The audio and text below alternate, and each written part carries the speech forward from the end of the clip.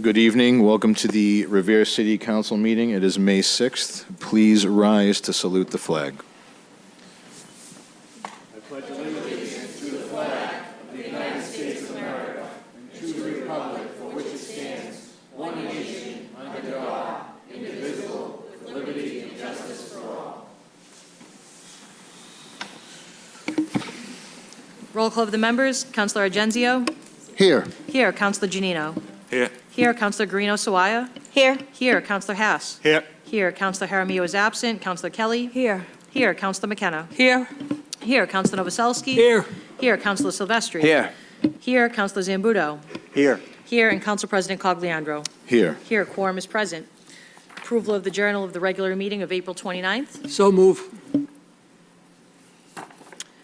Calendar item number 3, motion presented by Council President Cogliandro that the City Council awards certificates of commendation to the RHS Speech and Debate Team in recognition of their performance at the MSDL State Speech Championship.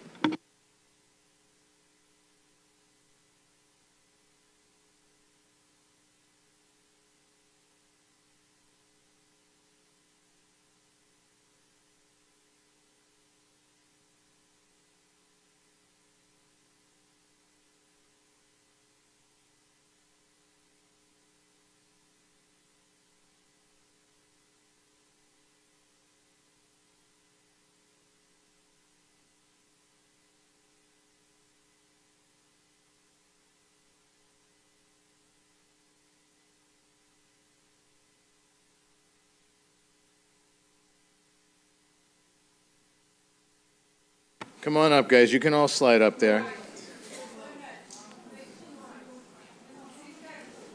So, before we start, I need to get into uniform. Okay? I have to get into uniform. So, excuse me. Full size. All right? Okay.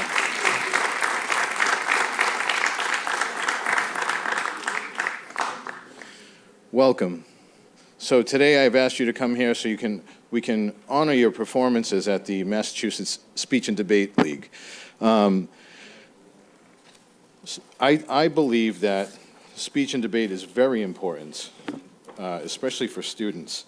And I just made some notes here, so forgive me, I'm going to be reading these, but it improves communication skills, critical thinking, research, hugely builds confidence, persuasion skills, academic performance, networking opportunities, preparation for college and in your careers going forward, and mostly personal growth.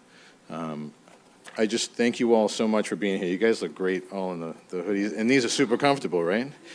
So I'm going to do my best, and please forgive me if I mispronounce any of your names. But again, guys, congratulations, and I have here each of your accomplishments that I'm going to be reading. So just let me switch positions here, okay? Oh, where's Mr. Fellows?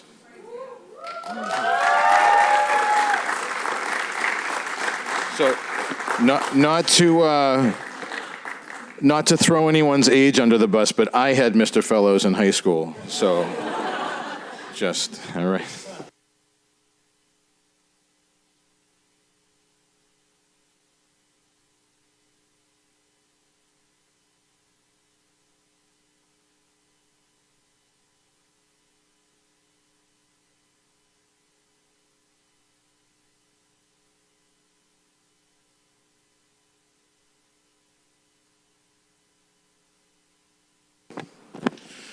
All right. So, finalist in group discussion, Raihan Ahmed.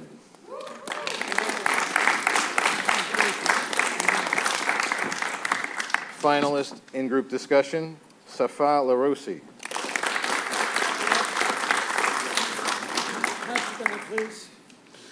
Finalist in group discussion, Adam Oldzenagol. Did I say it right? How do I say it? Say again? Old Zanagi. Yeah. Hey, all right. All right. Finalist in Student Congress, Adam Ashore.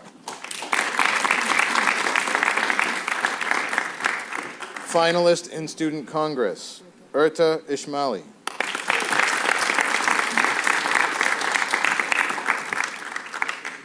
State champion in radio broadcasting, Fatima Boasu.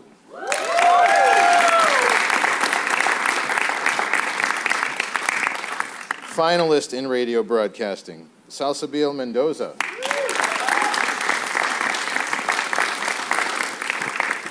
I've known you since you were born, just remember. It's my neighbor. Okay.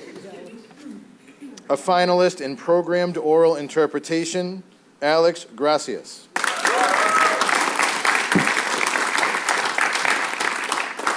Finalist in children's literature, Hiba Morain. Finalist in declamation and pro se reading, Dina Ofesa.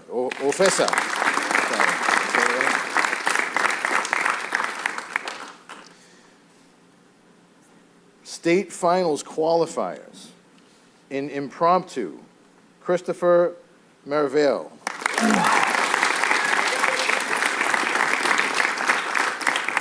State finals qualifier in children's literature, Maya Marino.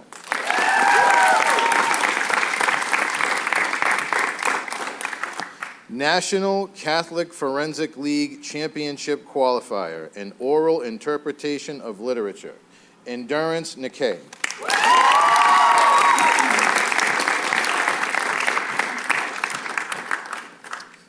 And we have our executive board members, Isha Hassan.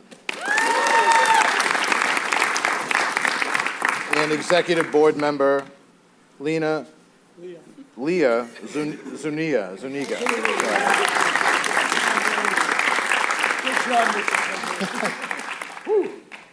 Ladies and gentlemen, your Revere speech and debate team. All right.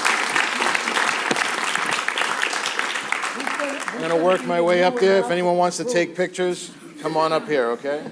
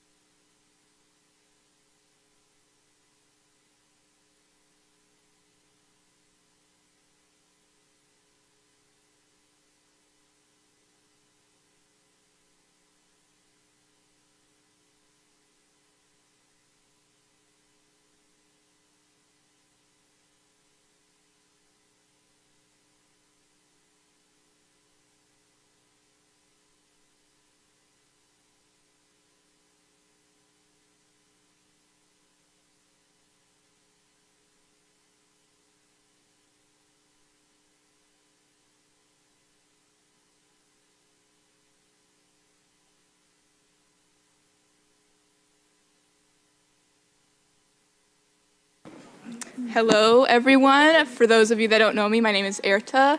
I'm one of the co-captains along with Raihan. Where is he? Raihan, senior over here, and I just want to say thank you for your consideration of our hard work this season. I remember my freshman year when it was just like the 5 of us in Fellows' room, and now we've grown so much, and I'm so proud to see all the work that we've done. And minus the awards, we've also done so much for the community with the mayoral debates and the other things that we've done, helping out with the election season, and I'm so proud to have the opportunity to stand up here and say that because of speech and debate, we've had those opportunities. So thank you so much, and And Conway, who is not here, Coach Conway, he's probably with little Jack, his new son, who's already 1 year old by now, which is crazy to imagine. I remember when he was first born. But shout out to Conway as well, and shout out to Fellows as always, supporting me and supporting us through everything. And Raihan, I know you're graduating soon. Do you want to say a few words? The new voice of the Bruins. Hello, everyone. My name is Raihan. As Erta said, I'm a graduating senior from Revere High School. And I would also just like to thank the team, Coach Conway, and also Mr. Fellows for helping me get to where I am. Without this club and without the opportunity that they have allowed me to take on, I don't think I would be able to achieve a lot of the things that I have and get involved with the community as much as I have. So without this club, I don't think I would be able to call Revere home. And I'm super grateful for everything that this team has achieved over the years. And I will forever be grateful for everything they have allowed me to do. So thank you so much, guys. And over the next few years, I hope to see amazing things that you guys achieve all the way from California. So looking forward to seeing what you guys achieve over the next few years. Yeah, thank you so much.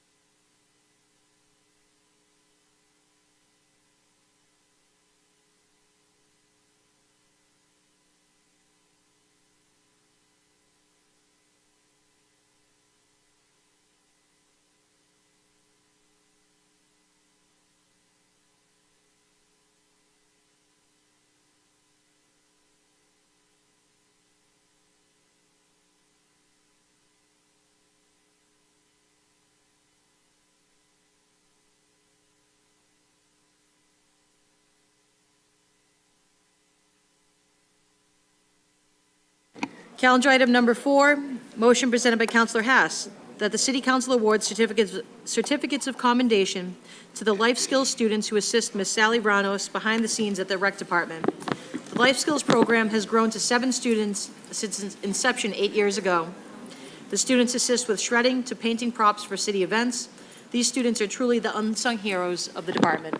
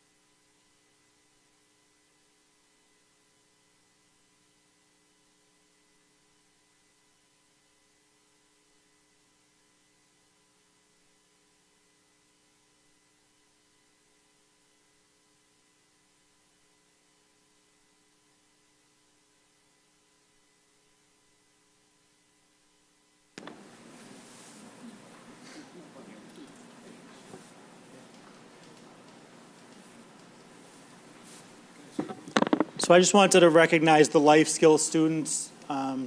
It was a partnership that started nearly a decade ago with the rec department, featuring 1 student, and has now grown to 6 students currently. And the students assist Miss Sally with everything from painting and designing props for city events. They prep for the preschool classes at the rec center.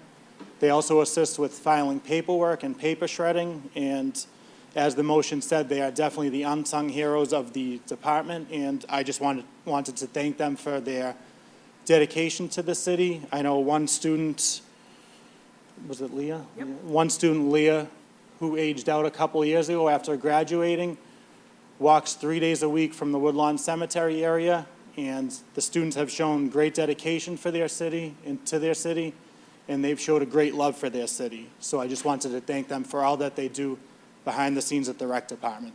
Thank you, guys.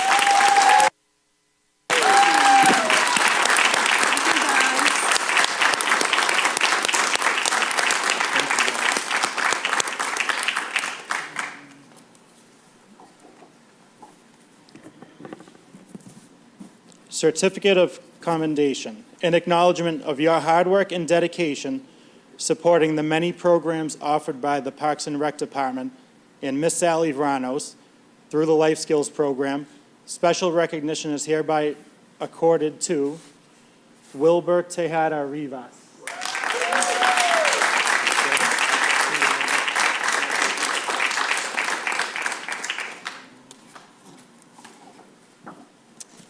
Pablo da Silva Carneiro.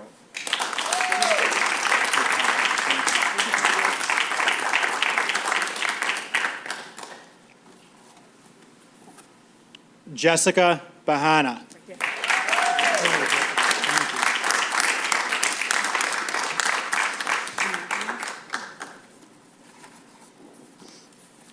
Jeffrey Lombard Ramos.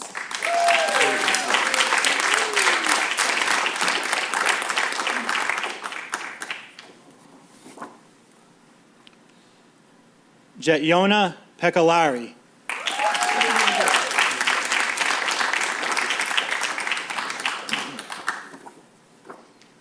And Leah Cohen.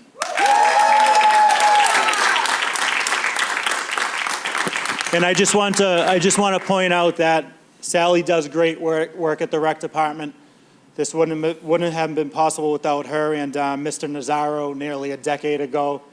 And I'd also like to thank Theo Phillips, the life skills teacher, and Biagio Garino, who I happen to grow up with, for walking the students over whenever they're scheduled to be at the rec department. But thank you for all you guys do.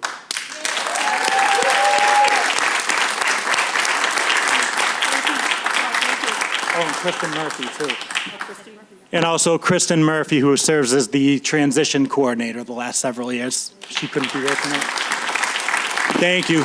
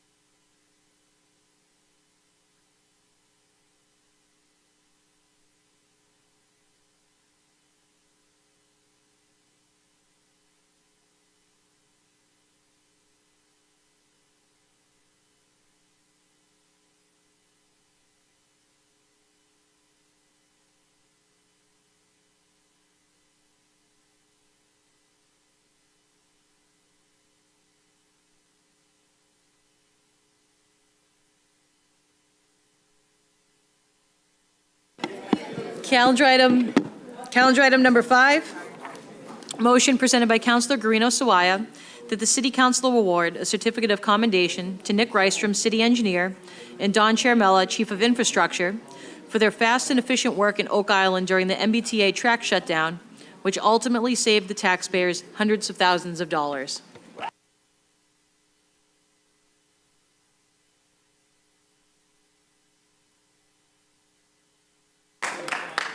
All right, just have a couple of words.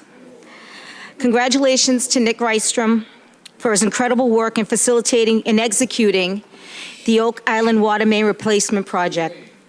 Nick, our city's engineer, is a class act example of a hard worker and an on-the-go problem solver.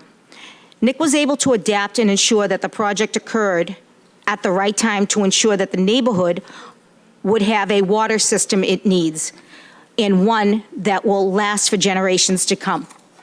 Ward 5 thanks you for your leadership, adaptability, and determination to complete this project. Certificate of Commendation. In acknowledgement of his fast and efficient infrastructure repairs in the Oak Island neighborhood during the MBTA track shutdown, which saved the taxpayers hundreds of thousands of dollars, special recognition is hereby accorded to Nick Rystrom. Thank you. Stay here. Now, a special congratulations as well to Don Charmella, the City of Revere Chief of Infrastructure, for ensuring that the project was completed at the right time and at the highest standards. When it comes to infrastructure in Revere, especially water mains, Don is hands down the most knowledgeable person in the city. When he informed us this project was critical and that it had to happen now, we had full trust in his confidence to strike immediately. We are very grateful for his efforts to get the project off the ground and to see it through to execution. Thank you, Don, for your leadership.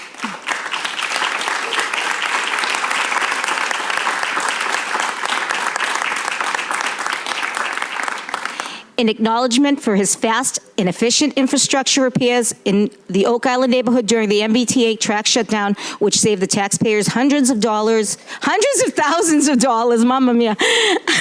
Special recognition is hereby accorded to Don Charmella.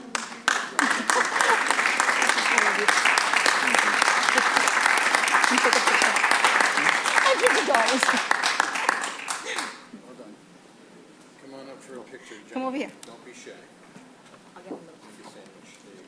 Tell everybody to come up. Michelle. Michelle, All right, she's coming on this side. of course.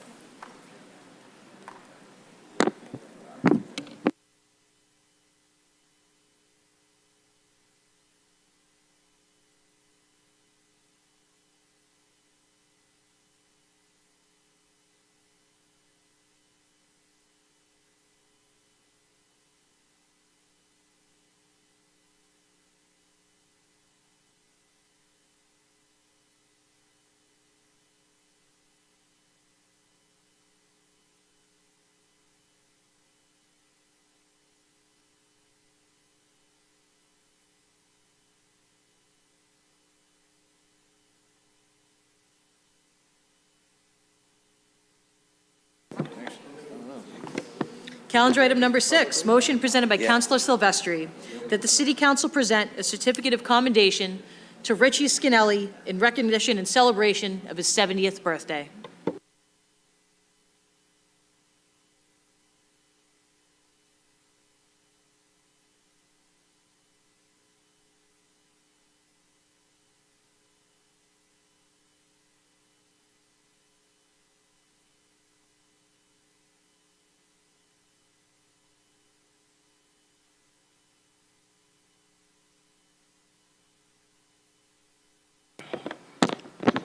So if you've grown up in Revere, you know who Richie is. Richie's been a staple at Little League fields, at the Revere League, Pup Warner games. He's held the sidelines. If it's been done in Revere, Richie's attended it, and he's attended every Little League game I've been to since I was a kid. Every Pup Warner game, and someone special in my heart that grew up around my family and was very close, and. He would do a lot of work around the yard and for the neighborhood. And Richie, you're an outstanding man. Happy birthday.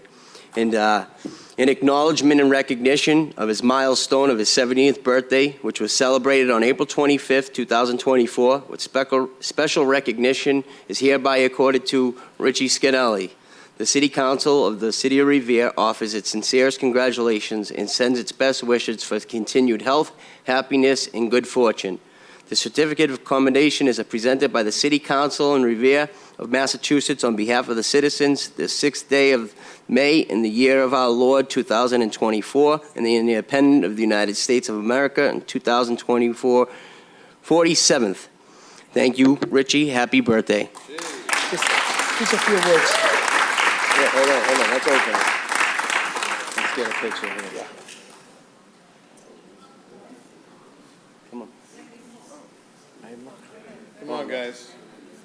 So, the legend, you made it to 70. See you up here when you're 80. He's always late.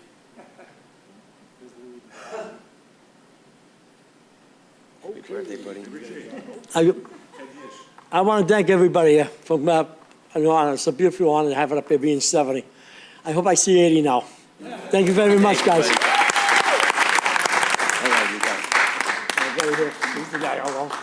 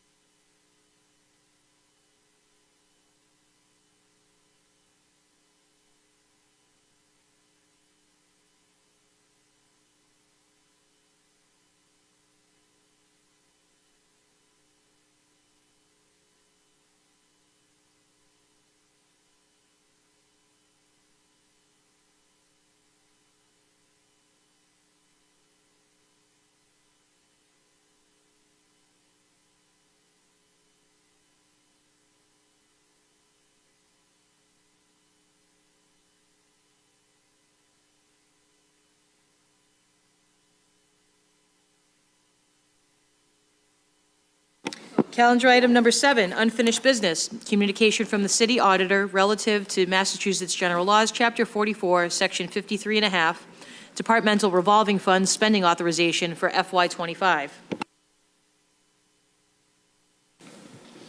Good evening, sir. Name and address, please, for the record. Good evening. Richard Viskey, CFO, 281 Broadway. This was carried over from last meeting. There were some questions that Councilor Argenzio and Councilor Aramillo had. I did forward those responses to the councilors. I hope that satisfied them for taking a favorable vote on this action. So happy to answer any questions. Councilor Argenzio. Thank you. I want to thank Mr. Viskey for giving me the information this week. I got information on the expenditure side of it. The revenue side is still coming. I think he's working with the department head, struggling a little bit to get that, but Mr. Viskey's office is going to help him out with that, and I'm satisfied. So I thank you very much, Mr. Viskey. Thank you, Councilor. Any other councilors wishing to speak? Councilor Novoselsky. Relating to these accounts, we just, Revere Beautification Committee is no longer in existence. I'd like to have that removed. And I'm also questioning the Wonderland TOD. Those were the parking lots on Ocean Avenue. Those don't exist anymore. So I'd like to get rid of that.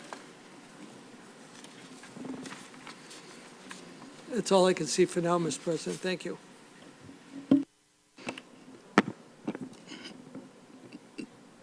Mr. President, just to be clear, the revolving funds are set by ordinance, so if we were going to amend the ordinance, that would be a different meeting. So at this meeting, we're just looking to set the maximum spend amount there. If they're no longer existing, there'll be no money spent, but I think to change the revolving funds, that would be something we would do during fiscal year 25 to amend the ordinance. So may not be something that you can actually do on the floor tonight.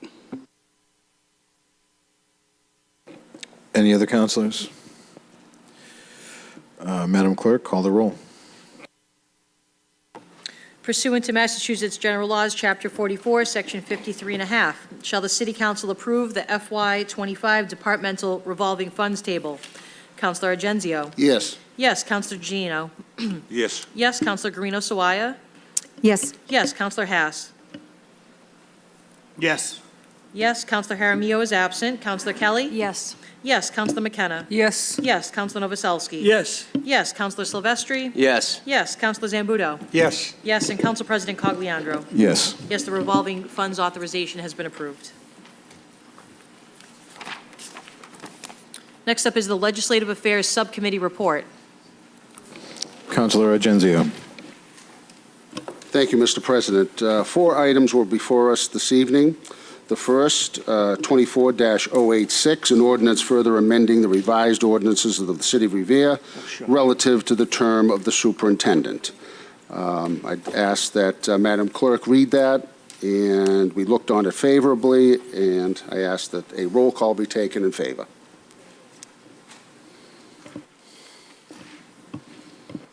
The amended language out of committee with a favorable recommendation was as follows. Section 2.63.020 shall read as follows. The Department of Public Works shall be under the general supervision of a superintendent who shall be appointed by the mayor, subject to city council confirmation. The superintendent of Public Works shall serve for a term of 4 years, coterminous with the 4-year term of the mayor, and until the superintendent's successor is duly appointed and qualified. Call the roll. I'm sorry. Ordered on a second reading as amended. Ordered on a third and final reading as amended. Roll call for engrossment and ordainment. Shall the City Council approve an ordinance relative to the term of the Superintendent of Public Works as amended? Counselor Argenzio? Yes. Yes. Counselor Janino?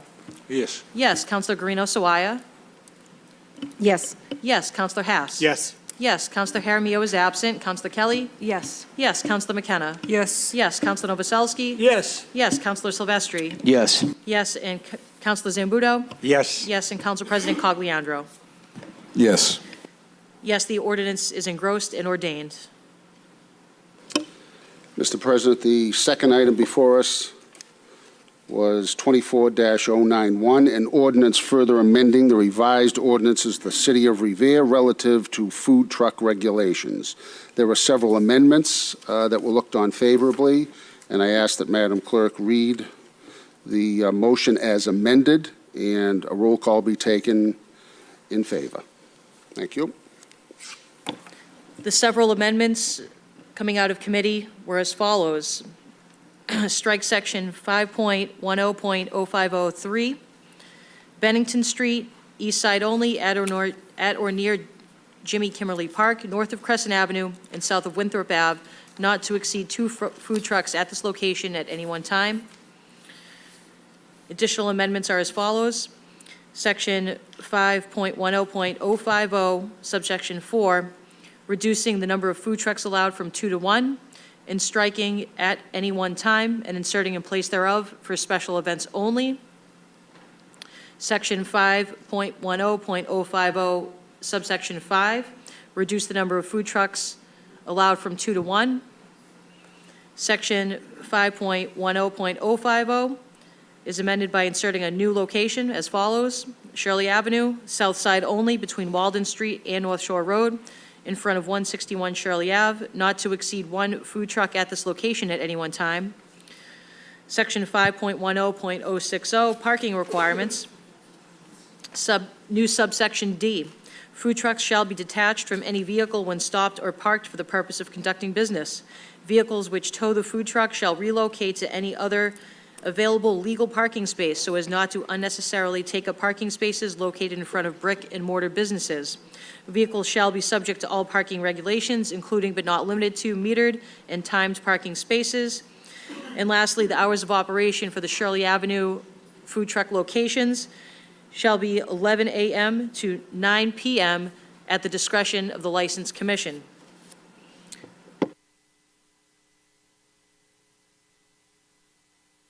Ordered on a second reading as amended. Ordered on a third and final reading as amended.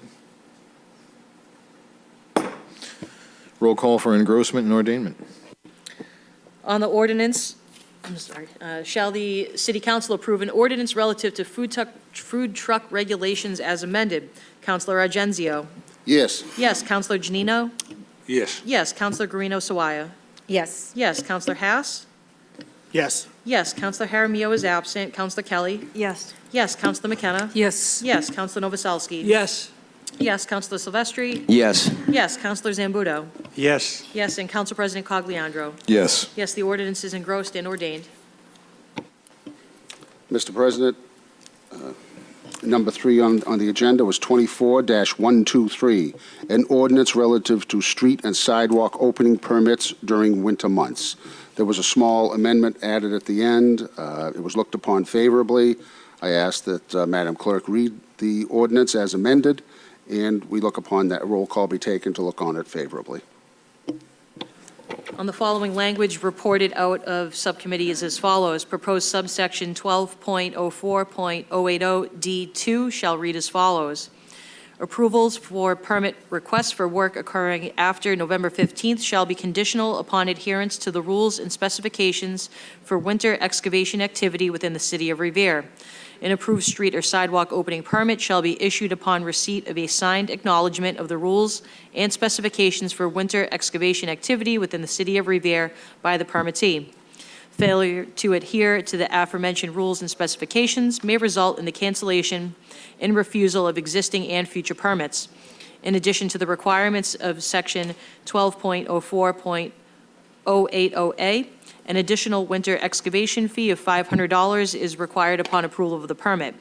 This fee is to offset the cost to the city of excavation issues pertaining to work being completed in winter months. The additional winter excavation fee of $500 shall not be required in the event of an emergency permit that is issued by the city during this period. Ordered on a second reading as amended. Ordered on a third and final reading as amended. Roll call for engrossment and ordainment. Shall the city council approve an ordinance relative to street and sidewalk opening permits during winter months as amended? Counselor Argenzio? Yes. Yes. Counselor Janino? Yes. Yes. Counselor Guarino Sawaya? Yes. Yes. Counselor Haas? Yes. Yes. Counselor Jaramillo is absent. Counselor Kelly? Yes. Yes. Counselor McKenna? Yes. Yes. Counselor Novoselsky? Yes. Yes. Counselor Silvestri? Yes. Yes. Counselor Zambudo? Yes. Yes. And Council President Cogliandro? Yes. Yes, the ordinance is engrossed and ordained. Mr. President, the fourth item before us was 24-137, an ordinance relative to Appendix Table 3, salaries of the revised ordinances of the City of Revere, parity salary ordinance. It was, there was a small amendment at the end. We did look on this favorably. If the city clerk could read that and call for roll call. So Looking- the amendments as presented in subcommittee were as follows. There was amendments to multiple titles and/or salary amounts within the table. The new table was provided to the committee by Claire Inzarello. There was also a removal of the number 3% from the second and fourth columns in the table within the proposed subsection F1. There was also the removal of the third column in its entirety from the table within proposed section F1. And there was a new section, subsection H, increases in perpetuity, that was included at the end of the section. And that read as follows.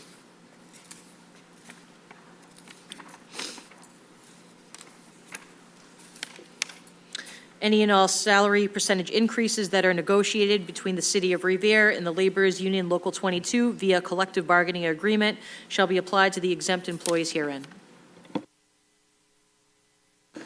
Councilor Silvestri. Thank you, Mr. President. Mr. President, I was a little confused when we took the vote during the subcommittee, to be honest with you. I thought we were voting for the ordinance to lock the positions in. I didn't know we were locking in the salaries as well. So I asked that we possibly table this until we get some time to look at these numbers a little bit longer and tougher and take a look, or Refer it back to committee. I'll refer it back to committee. Motion to table is non-debatable, so it now is tabled till the next meeting. May 20th.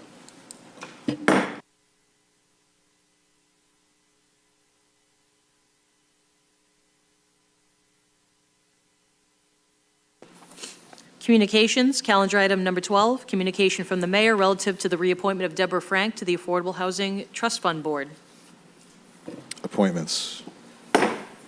Calendar item number 13, communication from the Director of Veteran Services requesting approval of various memorial pole locations.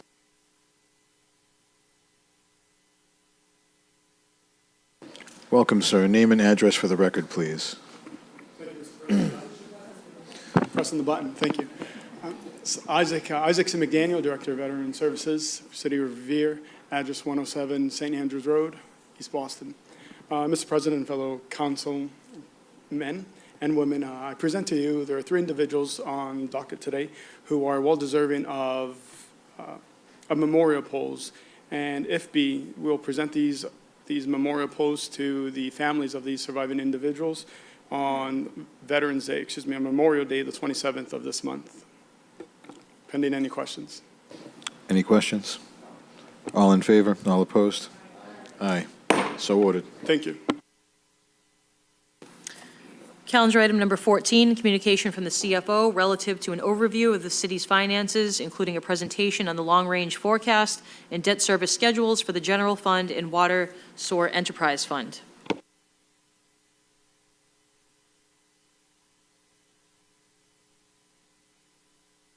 Good evening, sir. Name and address for the record, please.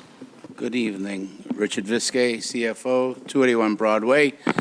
I will wait for Ashley to put the presentation up on the monitor, and it's 25 slides. I'll try to go fairly quick. If you can wait till the end for questions, that'd be great. If not, I can answer them as we go.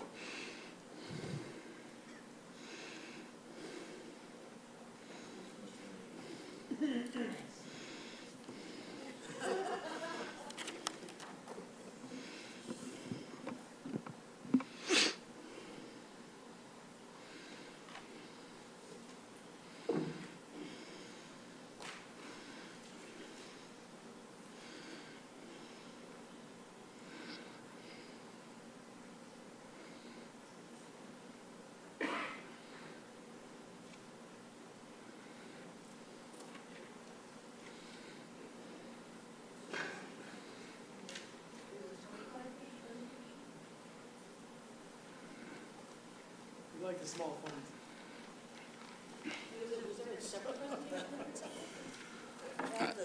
I sent you in the email. I sent on your email. I attached it.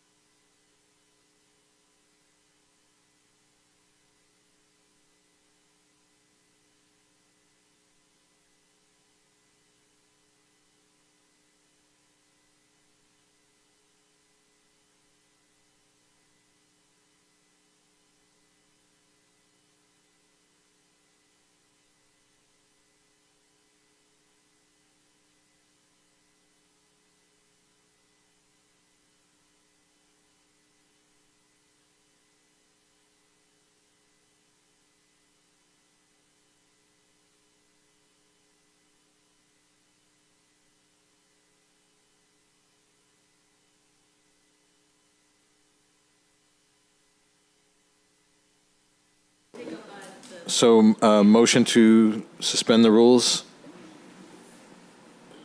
All in favor, all opposed? While under suspension, I'd like to take up item 15. Calendar item number 15, communication from the CFO requesting a public hearing relative to a bond authorization for the new Revere High School in the amount of $493,217,901. I'm guessing we need the CFO for this one, too. Mr. Mayor? Thank you, Mr. President. As you know, this language is what went through Bond Council and MSBA for approval. So you have to officially hear it tonight, so it can go to public hearing, and then you'll hopefully be able to vote on it later on this month. So there really isn't a whole lot to discuss outside of, in just a little bit, the CFO will give you a financial update, but that is the official bond language from our Bond Council through the lawyer's lens and also through the MSBA, what is required by the city to adopt.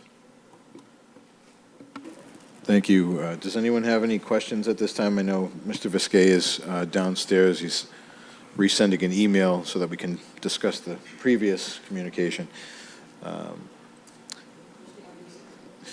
Let's take a 5-minute recess, everyone. What I'll do is, why don't we just move it to a public hearing, because we're going to be discussing it again in Ways and Means later. Understood, but this is a very serious topic, and I want to give all counselors as many opportunities as possible to ask as many questions as they need so that we all feel comfortable on the 20th. So that, 5-minute recess? Recess? 5-minute recess.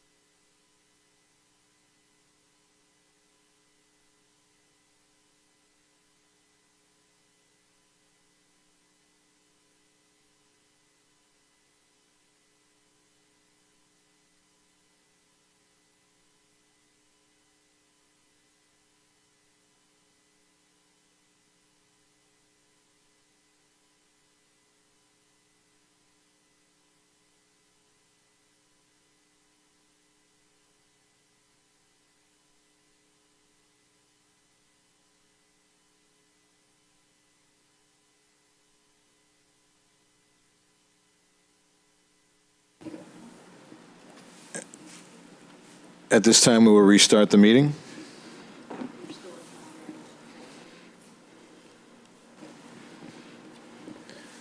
Calendar item 15. Mr. Viskey, we went down to the one below, so that's the business we're dealing with at this time.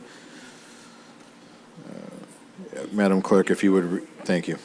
Calendar item number 15, communication from the CFO requesting a public hearing relative to a bond authorization for the new Revere High School in the amount of $493,217,901. Thank you. Richard Viskey, CFO, 281 Broadway. What you have before you is the required bond language from the Mass School Building Authority and Bond Council with regard to the construction of a new Revere High School. We are required to bond the gross amount, which is $493 million, of which we anticipate reimbursement of approximately $250 million, I believe. Hold on, I don't have that slide, but we are required to authorize the entire amount, subject to reimbursement by the MSBA. By law, this is required to go to a public meeting. So this notice is a formality to have that public meeting. Happy to answer any questions. Thank you, Mr. Viskey. Any councilors have any questions? Okay, this will be ordered to a public hearing on May 20th. Resume normal order of business. Calendar item number 14, communication from the CFO relative to an overview of the city's finances, including a presentation on the long-range forecast and debt service schedules for the general fund and water and sewer enterprise fund.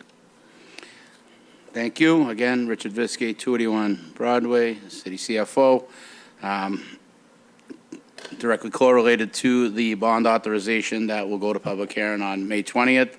I have prepared a presentation of financial overview and long-range financial forecast for fiscal years 2025 through 2034. With that, I will pass out the numbers on a 8.5 by 14 spreadsheet, along with the debt service schedules for our general fund and our water and sewer enterprise fund. So with that, I will walk through this presentation. If you have any questions, if you can wait to the end, that'd be great. But if you need me to clarify anything, please let me know and I'll do so. Thank you very much. So the goals of this presentation is to review the financial condition of the city and to review a 10-year financial forecast and to convey any other related information regarding the financing of the new Revere High School. It's the status of the 2025 budget, which is not finalized yet. You will get that on the 3rd of June completed, but these numbers are all rounded and estimated for purposes of this presentation. And I'll discuss the forecast for 2025 and beyond, and to try to answer any concerns or questions of the council. Next slide, please. So the good news is city has always been pretty diligent about funding its stabilization, rainy day funds, and other trust accounts. For purposes of this presentation, I just figured I'd walk through that. Balances as of our last financial audit, we have a $9.2 million in our general fund stabilization. We had $3.6 million of free cash certified by the Department of Revenue. We have $5.1 million in water and sewer stabilization with $300,000 of retained earnings certified by the Department of Revenue. In our other trust accounts, we have approximately $8.8 million in our health insurance trust. We have $1.7 million in our other post-employment benefits trust, which is retiree health insurance, community improvement trust of nearly $1 million, and affordable housing trust also nearly $1 million. Again, this is as of the 2023 audit, so those numbers may have went up or down depending on interest and earned and expenditures made out. We have a AA bond rating with a stable outlook by Standard & Poor. Next slide, please. So what are the challenges? Obviously, the challenges of building financial capacity in the city to fund a new high school for the city of Revere, as well as a new high school at the Northeast Vocational, which we are the largest member unit of that, about 20% of the student population, which represents 20% of the debt service that comes with that school. So Debt service, obviously a challenge. Our pension liability, it must be funded by 2040. We are on schedule to have our pension liability totally funded by 2033. That's very important to this presentation as well as the forecast, because on the last fiscal year at 34, we see a tremendous boost in our capacity due to the debt service dropping off by about 17 million, my apologies. We do have other post-employment benefit liability that's calculated by the auditors, also recognized by the bond rating agencies. That's similar to the pension liability, only for health insurance. So it's not required by law yet, but we do have to represent that we are funding for the health insurance benefits of the retirees as well. Right now, we pay as we go through our health insurance budget, but we have slowly been putting money into our OPEB liability to represent that we have a plan to fund that. Our collective bargaining agreements all expiring in 2024, except 2. We did have one-year agreements with our Unit A and Unit B unions, that are our managers union and our hourly employee union. We have one-year agreement with them. It was a 3% COLA that was voted, and that funding is represented in these numbers tonight. We do not have any agreements for our police unions, which there are 2, our fire union or our DPW union, but we do have contingencies in the budget for anticipated raises for those collective bargaining units. We're also about to see the end of our public employee commission agreement, which is our health insurance agreement with all the unions. Basically sets the terms on our health and dental insurance plans, and we are kicking off negotiations with that group as well. Next slide. So for fiscal year 25 in draft form, our budget will be approximately $294.5 million, represented by about $120 million of property taxes, $22 million of local receipts, $117 million of state aid, and revenues from our enterprise fund of $34.5 million for water and sewer, and approximately $400,000 for our solid waste enterprise fund. Those revenues have to justify the expenses. On the right-hand side, you'll see our approximate expenditures for 2025 budget will be about $10.8 million for the general government, $32.7 public safety, $129.3 million for education, $4.6 million for public works, $4.7 million for human services, culture, recreation, $9.2 million for debt service, $46.1 million for fixed costs, which is our health insurance, our pension obligation, and property casualty insurance, $31.7 million of water and sewer enterprise fund expenses, $4.8 million solid waste, and state assessments, and our overlay is $20.6 million. So revenues have to equal expenses. We have to have a balanced budget according to the Department of Revenue, and you will receive a balanced budget on the 6th of June, the 3rd of June, and we will have our hearings in the month of June. So, next slide, please. So what exactly is financial forecasting? It's a tool that allows municipal offices to review operational needs, identify fiscal challenges, opportunities, and help develop long-term budgeting policies as part of an overall strategy.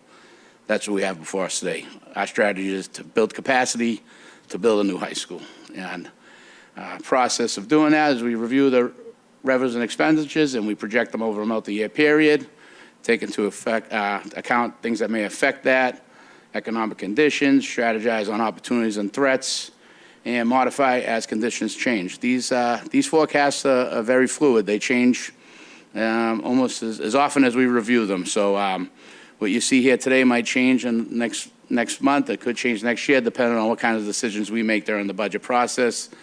Why do we do it? We want to have a commitment to professionalizing government.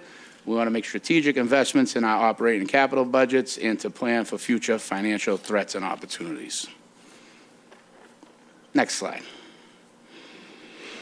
So, on the assumptions, our property tax revenues are based upon the best estimates of development in the city, as reported by our chief assessor, Dana Brangiaforti, who's here, and our building commissioner, Louis Cavanaro, who unfortunately couldn't be here tonight. So what you have in the forecast here are projected revenues based upon the natural growth of the tax levy, which is 2.5%, as well as the new growth that is built in the city. You take the value of the new buildings, the new infrastructure that generates property taxes, and you apply the previous year's tax rate to it, and the Department of Revenue lets you recognize that as new growth. So in this revenue assumption right now, there's no tax overrides or debt exclusions considered in this forecast. There's no consideration for the adoption of the Community Preservation Act, which I'll talk a little bit about later on in the presentation. But those are two types of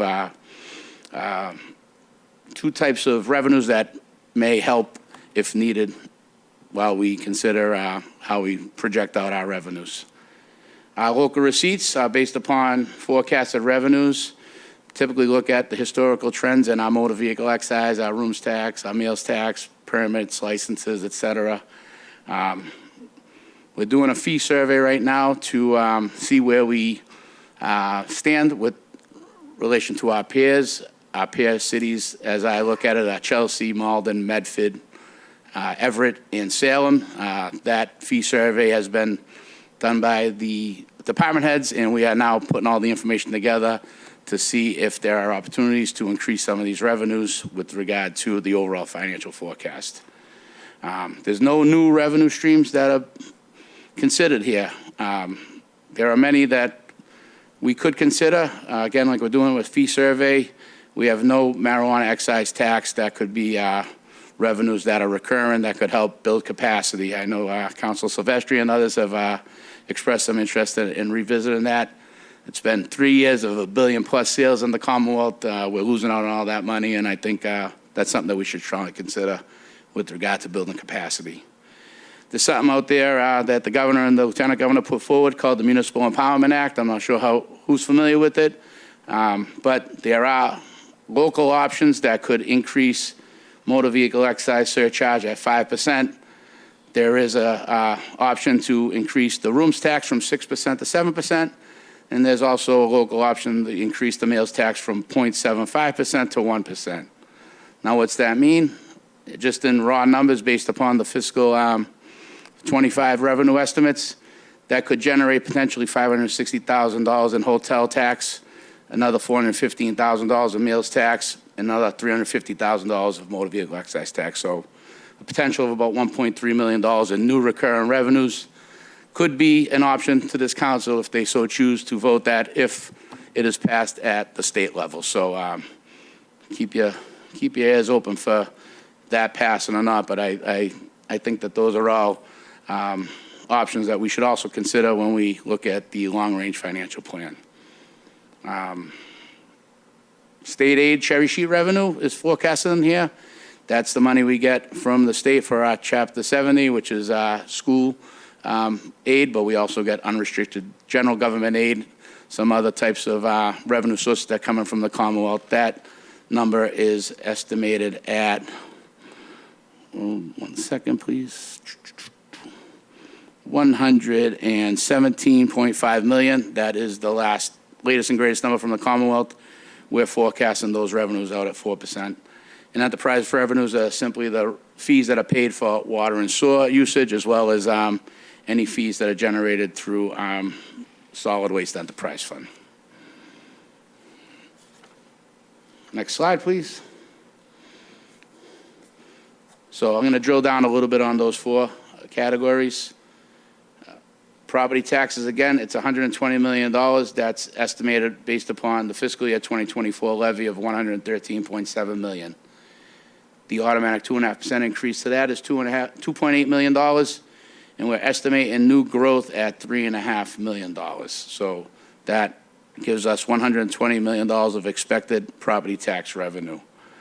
The estimated new growth over the next 5 years cumulatively is $29.2 million. You do have 10 years of forecast in your presentation here, but for purposes of this PowerPoint, I just want to walk through that. 26 is estimated at $5.5 million, $6 million in 27, $7.2 million in 28, $6 million in 29, and $4.5 million in 30. So those are cumulative. Once you get that new growth, you don't lose it. So $29.2 million of new growth will certainly help offset the cost of the debt service and all the other services that are provided here in the city. So the next 5 years are also forecasted there, but it's pretty obvious that the city is relying on this new growth to help build capacity to build the high school. Next slide. 2025 local receipts, like I said, 22.3 million. That's about a 5.3% increase from 2024's estimate. Some of the examples of local receipts that we collect here that go right to the bottom line general fund out of motor vehicle excise, rooms tax, meals tax, license and permits, investment income.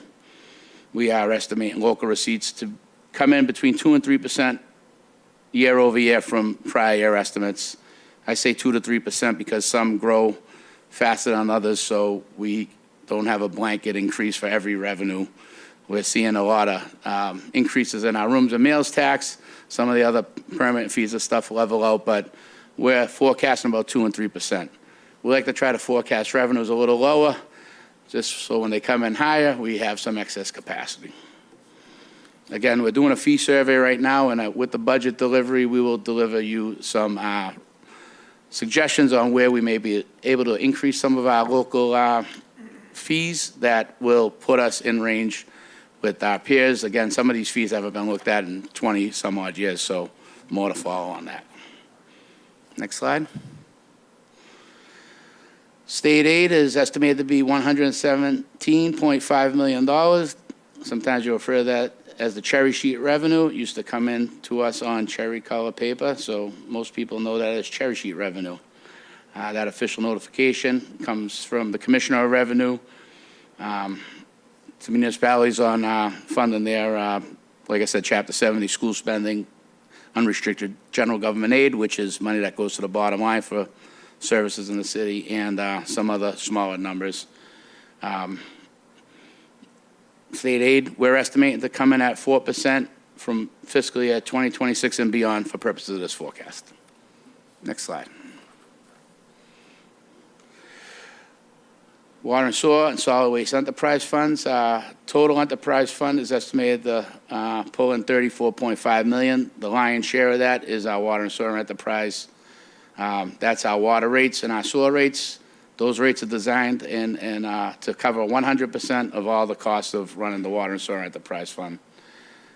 Some of the challenges with our enterprise fund is that we are in the MWRA. When we get assessed by them for our water and sewer, we don't have much bargaining power at all. We have to pay the assessments, and we're also paying for the debt service to adhere to the consent decree that city has on it for some of its sewer and I&I issues. We're projecting revenue increases at 4.25%. However, during fiscal year 2025, I'm going to do a water rate study to ensure that our rate structure is such that our rates will cover all of our expenses, at least for the next several years. We did a 3-year water and sewer rate vote 2 years ago. We're on the last year of that 3-year structure, so I think it's time to do another water and sewer survey to see where we need to be in the out years. But for purposes of this, we have 4.25% increase there. Solid Waste Enterprise Fund is subsidized $4.5 million from general fund tax dollars. I point that out because it's $4.8 million to collect our rubbish and dispose of our rubbish. We did just enter into a 10-year contract with Wind Waste. We have a contract with Capital Waste for hauling, and of that $4.8 million, we only generate $340,000 of revenue for that. So what's that mean? It means any way we can cut costs on collecting our trash or raise revenues to offset those costs would help build capacity. I'm not here to promote that. I'm just here to state the fact that it's something that we could consider. We're forecasting the growth, the 3% on the revenue for the Solid Waste Enterprise Fund. That's the revenue side of this presentation. Next slide, we'll talk about expenses. If anyone has any questions, I'm happy to answer them. If not, I'll power through. All right, then. Oh. Councilor Argenzio. Thank you. Thank you, Mr. Viskey. You mentioned the motor vehicle excise tax. If we were to go up on that, does the city keep all of that money, or do we have to turn some of that Yes, over to the state? all that money would come. So the proposal at the state level would be a 5% surcharge. So if it's $25 a thousand, it would go up 5% on that, and that all is 100% directly comes to the city. Right. We're estimating 7.1 million, so 5% more is about $350,000. That's at the current level. If we get more cars, then that kind of compounds. And that revenue would have to be spent on roads and sidewalks? Does not. It's general fund Unrestricted. revenue. Okay. And the rooms tax, do we currently collect that on short-term rentals? Yes. Okay. Also, for short-term rentals, there's a community impact fee of 3% that could be implemented. Is that correct? I think that's going to be part of what we present in June as far as some fees that we may not be charging that we might want to consider. Okay, thank you. Very good. You're welcome. Thank you, Counselor. Any other questions? Counselor Novoselsky? Are you done? Thank you, No. thank you, Mr. I got President. expenses after that. Mr. I just Vis- stopped at revenues, if anyone had questions. Counselor Novoselsky? Mr. Viskey, are we collecting any funds from the new budget parking area on Lee Burbank Highway where Thrifty used to be? I'm sorry, I didn't hear your question. Where Thrifty used to be on Lee Burbank Highway, are we collecting any funds from their operation? I'm not sure what you're talking about, Counselor. Point of information. State your point, I'll Counselor. share it. He's talking about Hertz, and we are getting revenue from them. To my knowledge, that was the deal we made, that they register all the cars in Revere in order to have a park and ride. What's with this? So the answer is yes. I don't remember doing anything with Hertz. What happened is, Mr. President, if I State your give me point, the leeway, Counselor. I'll explain this. Absolutely. Okay, so when the cars all moved to the airport, we lost all the surcharge money we were getting from Thrifty. They were still doing park and fly there. We put a cease and desist on that because it was not allowed anymore because it wasn't an accessory use. So they made a deal with the city to register all their cars from the airport in Revere and rent some cars out of that location, a small number of cars, and continue the park and ride. That was the deal. It's about $600,000 or $700,000 a year. That was one of my great accomplishments. Thank you. Any other counselors? Floor is yours, Mr. Viskey. Okay. All right, so this next part is expenditures. Up one backwards, please. There we go. So, like I said previously, general government is estimated to be $10.8 million for fiscal year 2025. Includes departments like the mayor, the council, city clerk, elections, finance, legal, planning department, engineering. We do have $1 million reserved in the mayor's budget for collective bargaining negotiations. Like I previously said, 2 police unions and fire and DPW are all set to expire. So the budgets you will receive do not have any raises built into those particular departments' budgets, but the contingency lies within the mayor's budget. So when you see the mayor's budget going up $1 million, don't get too nervous. We're estimated that the general government expenses are going to increase 3.5% for this forecast. Next slide. Public safety is the budget that has police, fire, our 9/11 dispatch, our municipal inspections, our building commissioner, and our parking department. Our expected expenses for public safety are expected to increase by 4% for this forecast. That 4% is based upon current staffing levels in all departments. So, again, as we evolve and as we go fiscal year to fiscal year, if there's need for more police or fire or parking, municipal inspections, et cetera, those will be added in as we go year to year. So for purposes of this forecast, it's 4% on current staffing levels. Next slide. Education, Revere School District, $126 million. We fund at the net school spending minimum requirement. And that's the minimum contribution that the city can make to the schools to comply with Department of Education regulations. That money represents the operating costs only for the Revere Public Schools. All debt service for Revere High School and all the other school debt is represented in our debt budget. So operating costs only in that $126 million, just to be clear. We do have a regional vocational school. It is at $3.3 million. $2.2 million represents the operating costs. $1.1 million represents the debt. Now, they are in the process of building their high school.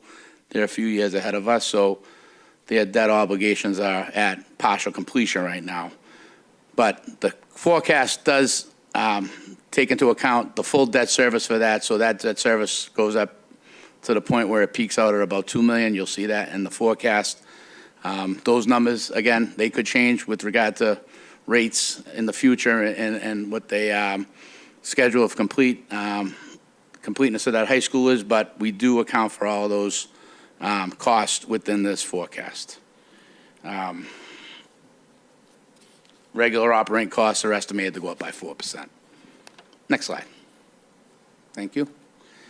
Department of Public Works is estimated to be $4.6 million. That is not including the Water and Sewer Enterprise Fund or the Solid Waste Enterprise Fund. So $4.6 million represents the administration, the snow and ice budget, Highway and Signs Department, Parks and Open Space, Facilities and Public Property. We're estimating that our DPW expenses will go up by 3.5%, again, based on current staffing levels. Next slide. Health, Human Services, Culture and Recreation. You can read which departments fall under those. Health and Human Services, cumulative is $2.5 million. Culture and Recreation is $2.2 million.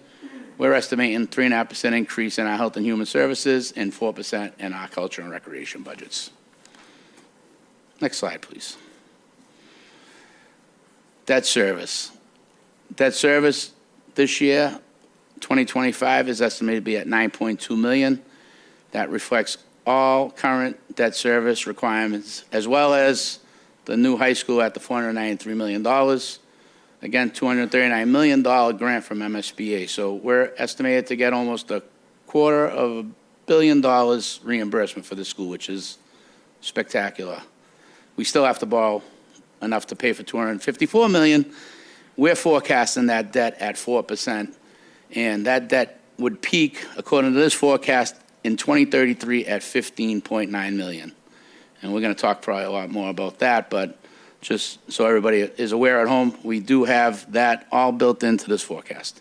We also have the Point of Pines Fire Station at $6.4 million. We borrowed $9.4 million already. We have temporary bonds for the $6.4 million. We will be bonding that in fiscal year 25, and those costs are also built into this forecast. The estimated debt service expense of all existing expected debt has been built into this forecast per the attached debt schedule.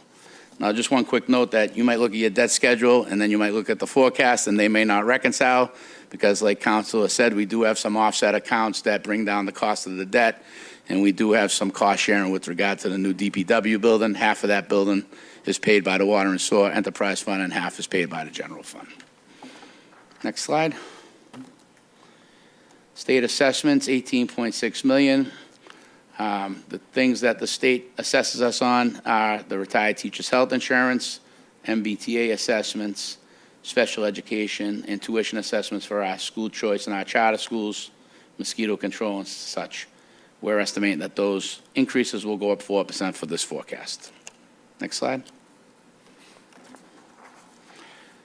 All right. Our fixed costs, $46.1 million, broken down as follows. Health insurance budget at $26.3 million. Our fiscal year 26 rates are increasing by 6%, and our retiree rates are increasing by 9% for 2025.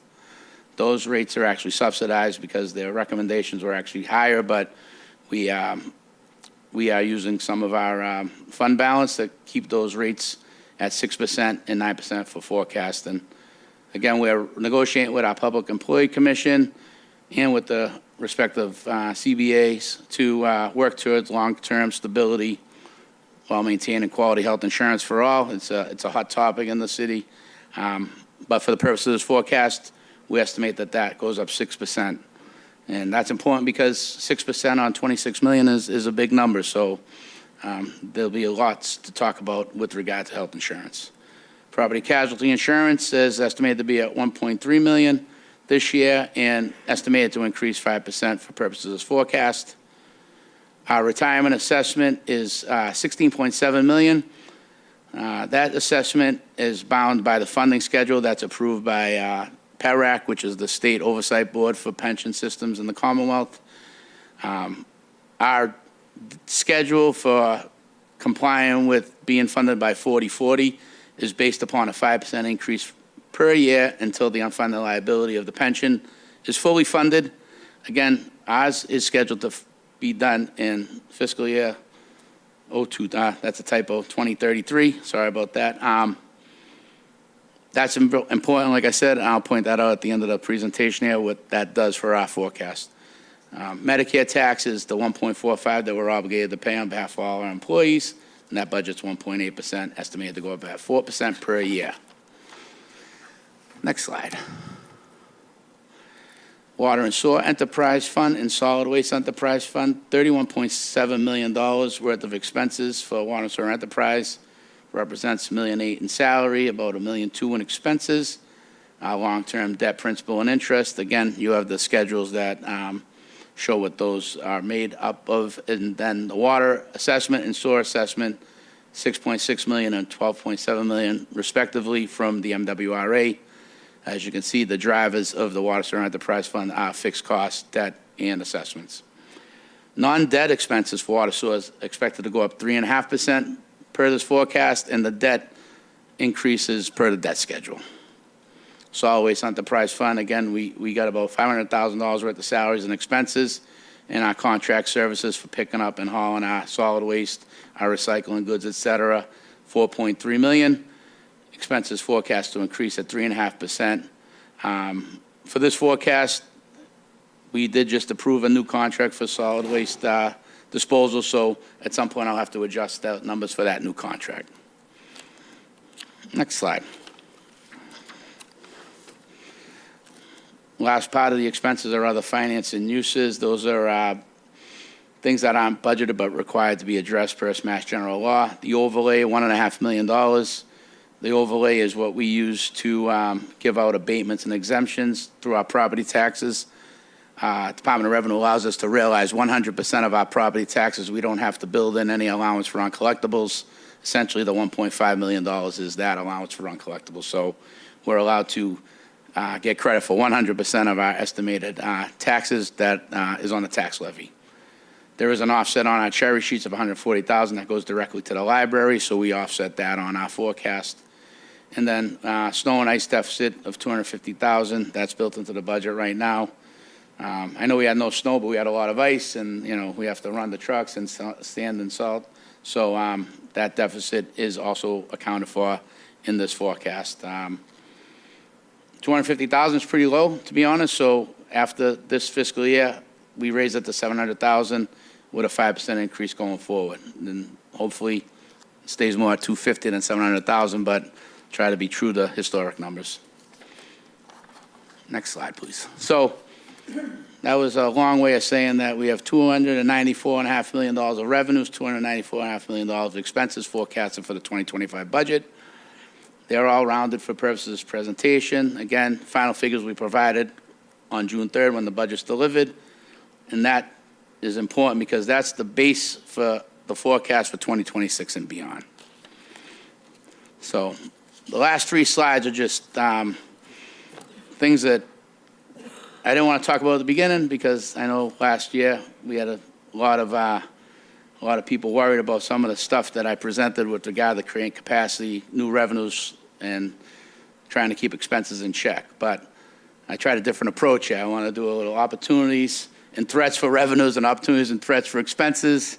And then the last slide, I'll talk about what I think a good plan may be for us, council, mayor, finance, et cetera. So what are the opportunities and revenues? Again, tax revenues, there's something called the Community Preservation Act. that allows municipalities to assess above Prop 2.5 up to 3% for purposes of open space, historic preservation, affordable housing, et cetera. It's a tool that I'd say at least 150, 200 communities already use. There are matching funds that come from the state if that's passed. That's important because those dollars can be dedicated for things that we otherwise pay for in the general fund right now. So on $120 million, 3% of that's $3.6 million if you go to the max. You can vote 1%, 2% or 3%, but it is an option to create capacity. Debt exclusion, again, we're not contemplating a debt exclusion, but if needed, you have to go to the voters to vote to override Proposition 2.5. That's a last resort, but again, you have to talk about what we have for options when we talk about this long-range forecast. With regard to local receipts, we're doing a fee survey. You're going to see some recommendations to up some of the fees that will create capacity that we don't have now. Those recurrent revenues will help us plan for the future. New recurrent revenues, I think the most obvious one is the marijuana excise tax, which we have not taken advantage of, but we certainly should consider. I think every single neighboring community has it, and the billboards are here, the coasters and the restaurants are here, everything else. So we've lost on a lot of that opportunity. I talked a little bit about the Municipal Empowerment Act. I think the most obvious choices, if we were to go that route, would be motor vehicle excise, meals tax, and rooms tax have opportunities to create new revenue streams there. With regard to state aid and grants, lobby the state and local officials that can make a difference. We have some great representatives at the State House, and I know we have some great federal representation here living in Revere, so I think it's going to be a joint attack to try to find any dollars we could to help offset costs that we otherwise budget as part of our general operating budget for fiscal year 25 and beyond. Enterprise fund, again, I know another sore spot is talking about pay-as-you-throw or other things. We're probably one of the only communities that do not have some kind of cost per bag or annual fee or what have you. I'm a property owner. I'm not looking at charging pay-as-you-throw, but again, I think it's something that has to be considered as part of a $4.8 million budget that we only generate $330,000 of revenue for.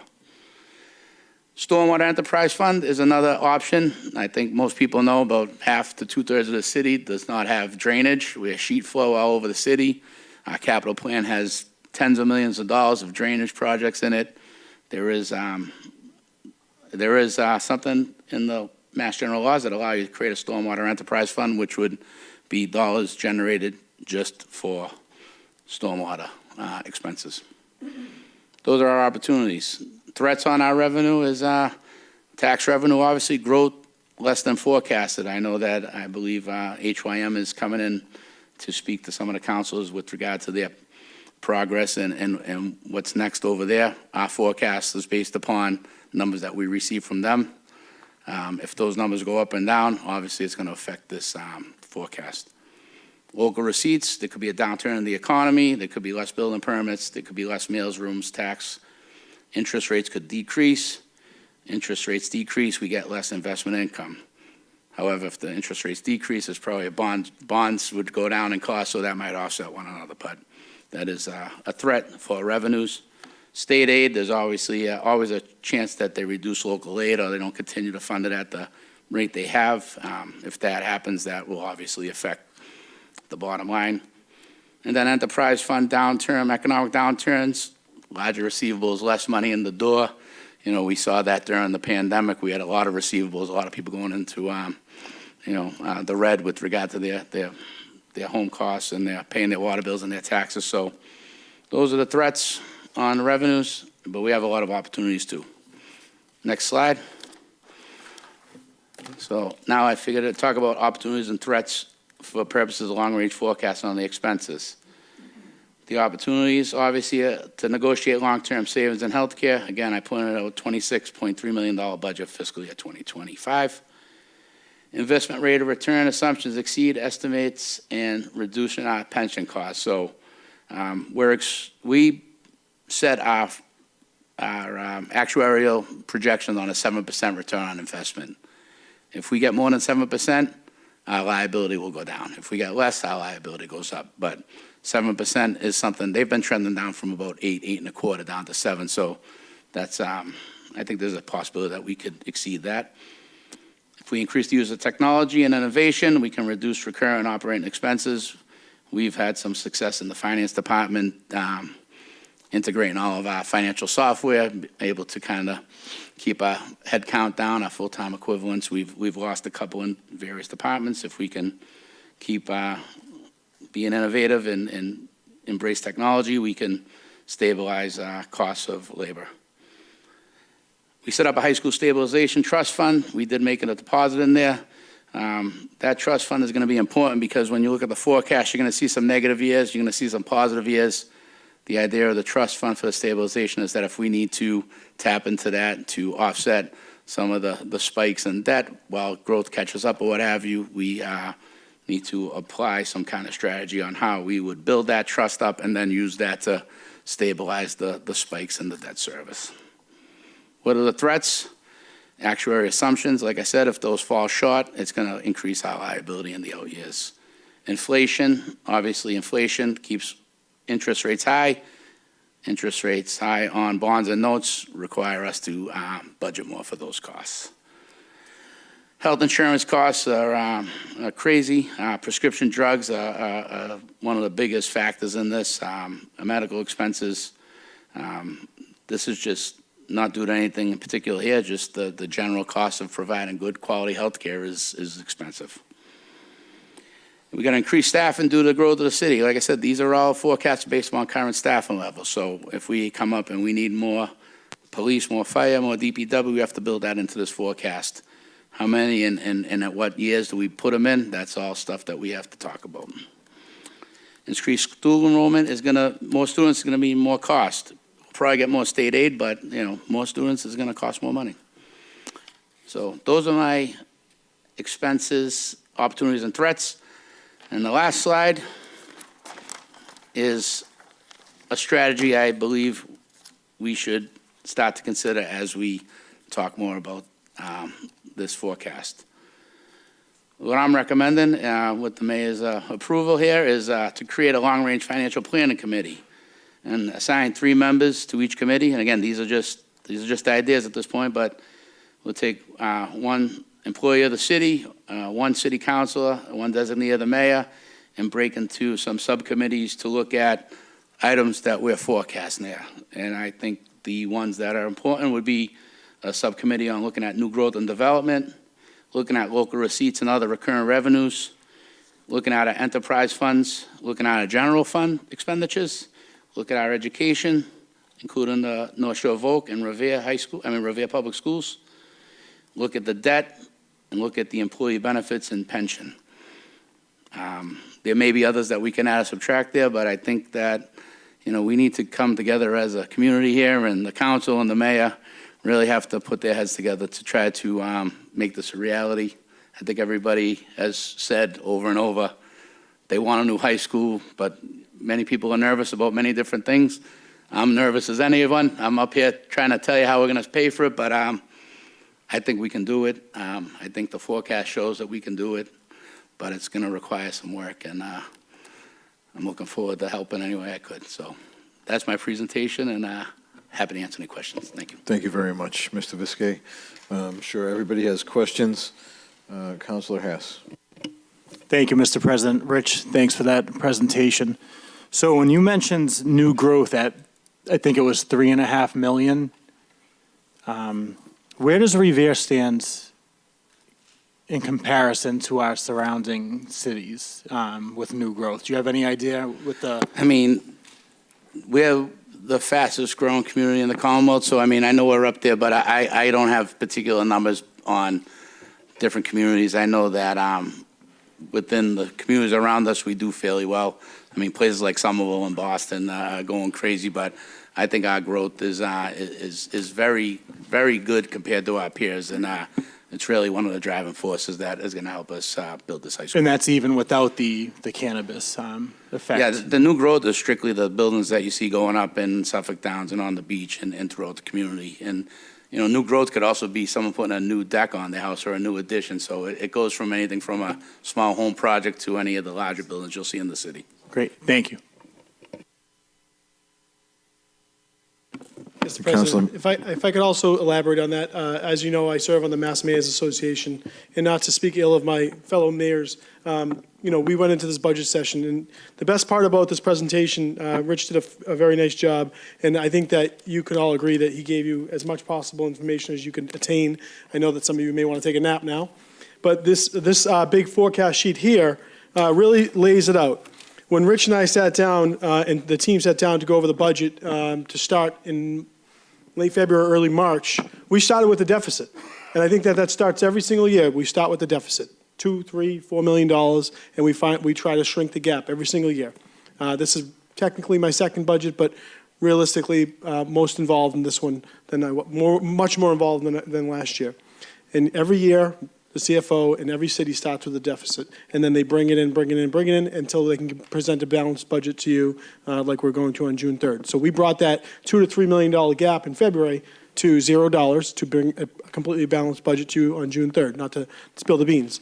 I've been sitting with some of my colleagues, $9 million gaps, $10 million gaps, overrides for nothing, not for regular projects, not for big deals, overrides in Melrose, overrides in Braintree, overrides across the Commonwealth, for communities that decided that they didn't want to do anything 8, 10, 12 years ago, and they wanted to sit stable.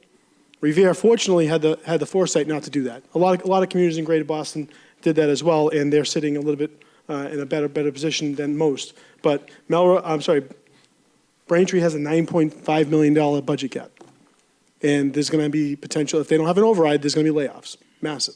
Revere doesn't have that problem. So when you look at this sheet, 10-year forecast, there's a few lean years and there's a few good years. Those are 2% and 3% of our budget. I look forward to that challenge, and I know Rich does too. So we feel very confident about what we presented here. Thank you. Councilor McKenna. Thank you, Mr. President. I just want to say thank you. I was one of the 6 that voted no last year. I really do believe, and there's probably people out there that don't agree with me, but I really do believe that we really needed this year, an extra year, to absorb everything, all the information. I feel we didn't get enough information from last year, and I think this year you've both been Mr. Mayor, you've been so transparent, calling us in, giving us the numbers. Rich, you've given us all kinds of data. I just think it's just wonderful that I have a better perception of what's going on and a better feeling. I just want to ask Rich a question about HYM, and I don't know if you know this or not, but I know last year we talked about we had to wait 6 years before we would get the revenue from HYM. Is that true? Or am I not talking I mean, if correctly? if you look at the forecast that I gave you, the one page that is on the screen, Yeah, there's I three. can't- I'm sorry if you can't read it. Let me. It's all right.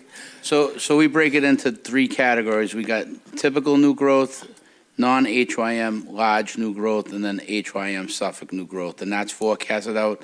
The non-HYM Suffolk growth is based upon the numbers that they've given to Dana and the assessing department, and I think pretty much everybody who've listened at the,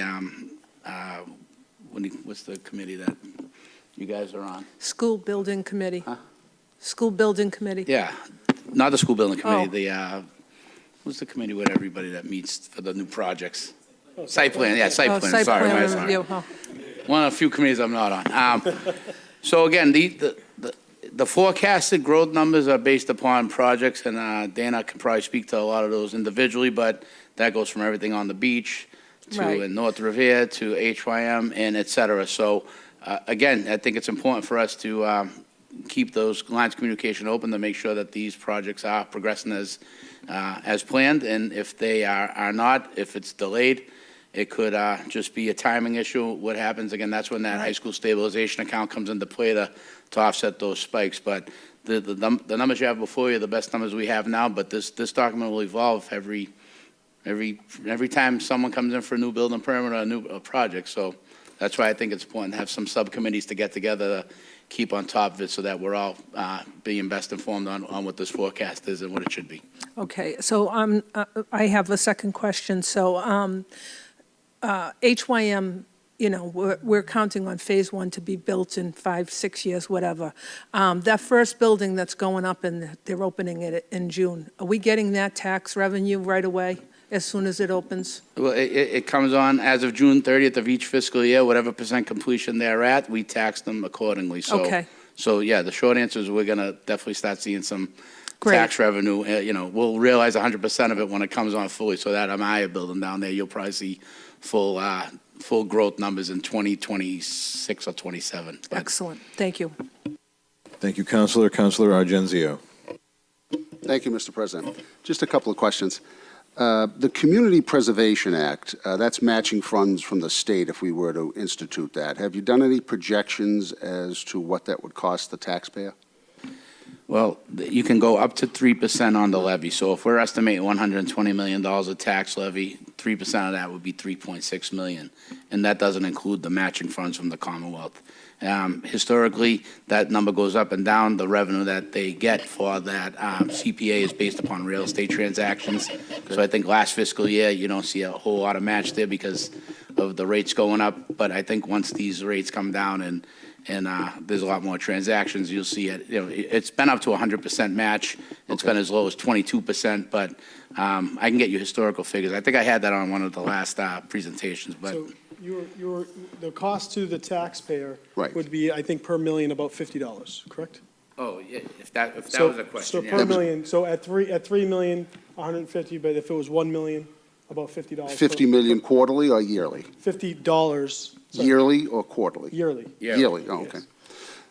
Thank you. Sorry, Per million. I wasn't sure. I didn't know that was the angle you Okay. were asking. Yes. My apologies. He overachieved.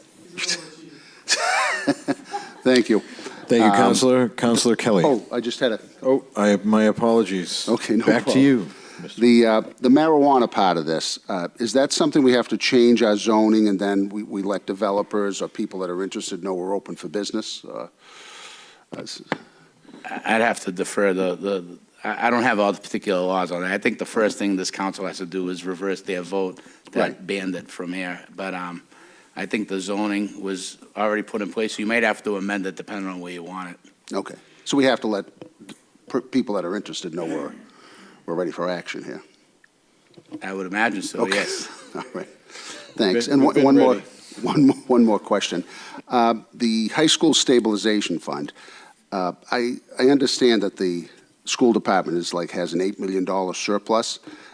Can any of that money be put in the stabilization fund? It cannot because we fund the schools at the minimum net school spending requirements, so there's no, if we diverted money into that stabilization, we wouldn't meet the net school spending, and then we just have to make up those funds in the next year, so. Okay, so that has to stay there? That has to can't come stay back? there, Can't yes. be kicked back, okay. Yeah, we're thinking more free cash Okay. and stuff like that, or maybe some of these new recurring revenue streams could be you can dedicate revenue streams into that stabilization fund as well. Okay, thank you. Thank you, Counselor. Counselor Kelly. Thank you, Mr. President. The projections that you got from HYM, were those originally, like you haven't gotten any updated projections or anything like that, so do you know how old those projections are when you received them? I'd have to refer to the chief assessor. Okay. Good evening, sir. Name and address for the record, please. Dana Branger 40, Assessor, 281 Broadway. So I usually have quarterly conversations with HYM to kind of adjust their timeline for all the projects. And has that been done recently? Yes. So This is the- so I guess the latest projections that you received from them, has it increased, decreased? So these are probably about, last conversation about a month ago. And I'd say it was pretty much the same since the last conversation. They didn't move too much the targets of when So they expect has- to get going on some buildings and when they expect them to be completed. So in the conversations that you have had since the beginning, they've all stayed the same, or have they decreased at all over the time? course? No, I mean, there's definitely been some delays. I know they pulled a building permit for the foundation on the life science building, which hasn't happened yet. But as far as the apartment building that's up, that's been pretty much online. I know they pulled a building permit for the next phase of apartment buildings. That's been pretty online to what they've projected. Okay, but there has been a little bit of a, It's, you know, it's hard to say. It's a moving target for them and certainly for us, but we definitely track it, you know, very, very closely. okay, all right. And I noticed this is probably for you, Mr. Viskey, sorry. The entry here that references the Wonderland acquisition fee, that is just the 29.5 million? Yes. Okay.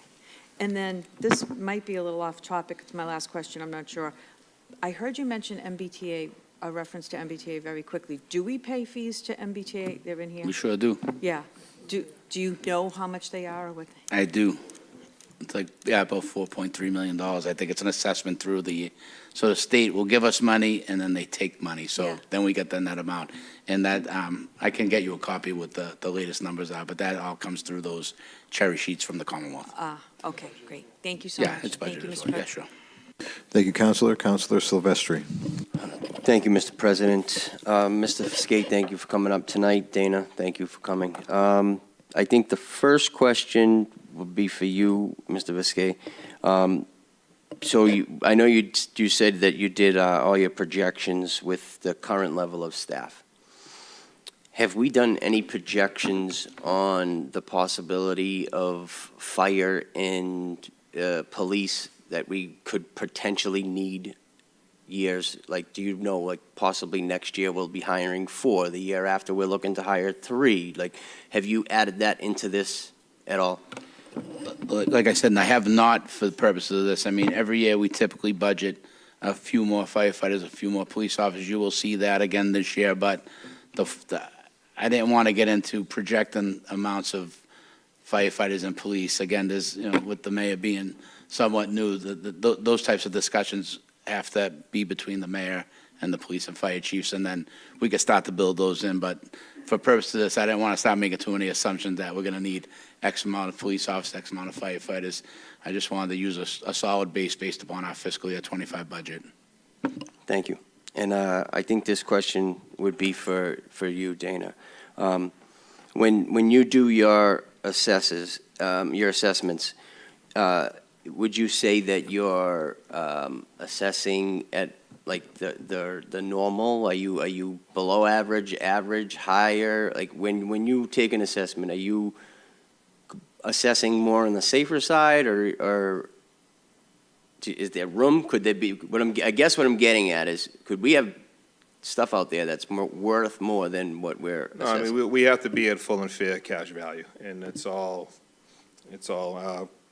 approved by the, you know, Department of Revenue through the state. So Okay. there's tons of checks and balances each year to make sure that assessed values are, you know, where they're supposed to be. And there's tons of statistics that we have to run through to prove those out every year.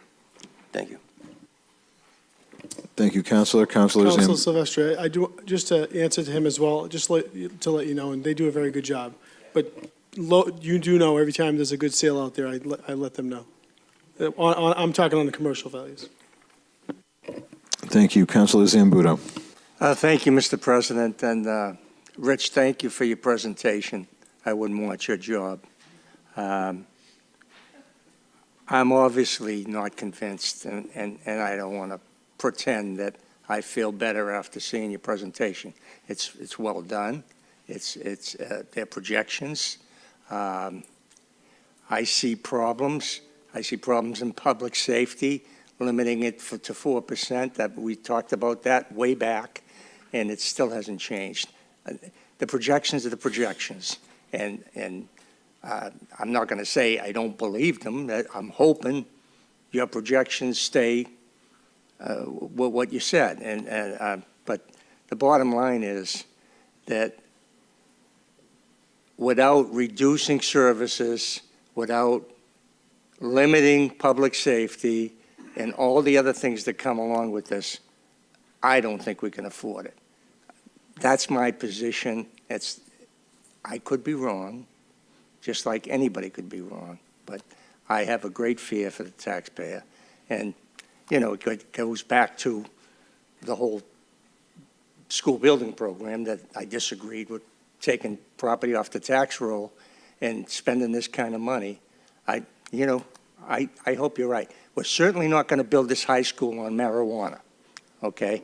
And that's come up as a theme, like, holy crap, marijuana is going to pay this $500 million debt. It ain't going to happen. Anyways, that's not the point I'm trying to make. My fears are still here, and you did a great job, and I like the way you rolled everything to the back end. You didn't pay the throw in my face at the beginning. Very, very good job. And listen, I think you're one of the best in the state for a CFO for a municipality. So I appreciate you. I appreciate what you did, and you did what you have to do to present this to this body. But this is one guy that's not convinced. Thank you. Thank you, Councilor. Permission to... Council President, just on the public safety end, I just want to make sure for your knowledge, I meet with both chiefs very often, and we both have a very common goal in mind to make sure that they're at the full complement, specifically the fire, to make sure that when the station is open, they have the full complement of employees to staff it. And there's a 4-year plan in place that Rich just was putting some rough numbers in there, but we are all in agreement. Chief Bright will let you know he's very confident in what we're going to do for his department and, of course, the police department as well. Thank you. Okay, I appreciate that, except for the fact that inflation is 6%. We're talking 4%. So that's a cut. You know, I know my Democrat friends usually act like that, but in this instance, I have to say that 4% is a cut. Right. And that's when you attrition a 30-year employee to a new employee. It's the whole projection all over the place. God forbid the projections don't come in, the revenues don't come in. We're up the creek. I understand. Anyways, and then we're into the threat situations where we got to talk override and all this other stuff. I just want everybody to understand what we're into here. I know we're going forward with this project, and we've talked about the other pitfalls that could be out there, and we're not going to get into any of that. But I have a lot of fear over this project, and the fear's not for me. I'm an old guy. I'm worried about the taxpayers. I'm worried about the young families out there. Thanks. Thank you, Councilor. Permission to speak from the chair. Thank you. Thank you very much for the presentation tonight, and thank you both, Mr. Mayor, Rich, everybody, every department really, for making themselves so available to the council. And just to reiterate what Councilor McKenna said, it has been much, much different this time around. I won't get too much into digging up the past. Rich, I know it's difficult to do projections out 10 years or even 5 years, so thank you for doing that. And I think for me, this is a risk. We all know it's a financial risk, but it's being made more comfortable to take it. And that's what this whole process is, and that's why I couldn't agree more. I know Councilor McKenna, Councilor Silvestri have said it. We needed this year. We absolutely needed this year. I don't care what anyone says. I don't care how anyone felt or feels now. This council deserved what we got this time around. So I want to thank you. Thank you very much. Does anyone else have anything else they would like to ask? There will be an opportunity for discussion on the 20th, I'm assuming, and if anyone has any questions, send your emails, you know, make sure you communicate. Yes, send them all to Mayor Keefe. Mr. President, thank you very much for hearing us tonight. And again, yes, you have a unlimited time until you need to make that decision. And believe it or not, and Ms. Kelly will tell you, that year actually, we got some better numbers. And we're hoping that those numbers even continue to get better if MSBA reimbursements change even more in the next couple of years, which I get a feeling they might. Thank you very much. This concludes tonight's city council meeting. Mr. President. We have, go ahead, Councilor. Point of information and personal State your point. privilege, if I may. Thank you. You're not going to read the whole thing, are you? Yes. Mr. President, last week, this council, with the mayor, proclaimed May as Jewish Heritage Month. And today happens to be Days of Remembrance of the Holocaust. And during Yom HaShoah, which is these days of remembrance, we mourn the 6 million Jews who were symptomatically targeted and murdered in the Holocaust, one of the darkest chapters in human history. We also mourn the Roma, the Sinti, the Slavs, people with disability, LGBTQI people, racial minorities, and political dissidents who were killed and endured abuse by the Nazis and their collaborators, as well as those who risked or lost their lives to protect others. We honor the memories of the victims, the courage of the survivors, the heroism of those who stood up to the Nazis. We remember 9/11, and we recommit ourselves to make real the promise of never again for all genocides committed. The charge has never been more urgent than the aftermath of Hamas' vicious attack on October 7th, the deadliest day for Jews since the Holocaust. Among the 1,200 innocent people who were slaughtered and the hundreds taken hostage were elderly survivors of the Shoah, the Holocaust, who were forced to relive the horrors they thought they had escaped decades ago. The U.S. government is working tirelessly to free the hostages who have been held by Hamas for over half a year. And as I have said to their families, we will not rest until we bring them home. And that was a statement by President Biden. While Jews across the country and around the world are still coping with the trauma of that day and its aftermath, we have seen an alarming surge in anti-Semitism at home and abroad that resurfaces painful scars of millennia of anti-Semitism and hate against Jewish people. This includes harassment and calls for violence against Jews in our schools, in our communities, and online. This blatant anti-Semitism is reprehensible and dangerous. Anti-Semitic or any other type of hate speech, any type of hate speech, has absolutely no place on college campuses or anywhere else in our country. As Americans, we cannot stay silent as Jews are attacked, harassed, and targeted. We must also forcefully push back attempts to ignore, deny, distort, or revise the history of Nazi atrocities during the Holocaust or the Hamas murders and other atrocities committed on October 7th, including the appalling and unforgivable use of rape and sexual assault to terrorize and torture Jewish women and girls. During these somber days of remembrance, we mourn the lives of tragically stolen in the Shoah, the Holocaust, the 9/11, and October 7th. We hold the Jewish community close to our hearts. We recommit to remember so that what happened can never be erased. Some injustices are so heinous, horrific, and grievous that they cannot be buried, no matter how hard the people try. In silence, wounds deepen, but in remembrance comes healing, justice, and repair. Toward those aims, we must all forcefully act against anti-Semitism and all forms of hate-fueled violence, no matter who it is. As we do, we honor the courage, strength, and resilience of the Jewish people who have inspired the world for generations by turning pain into purpose, healing into hope, and darkness into light. President Biden has proclaimed May 5th through May 12th a week of observance of the days of remembrance of the Holocaust, of the victims of the Holocaust, and calls upon the people of the United States, including Revere, to observe this week, to pause to remember victims and survivors of the Holocaust.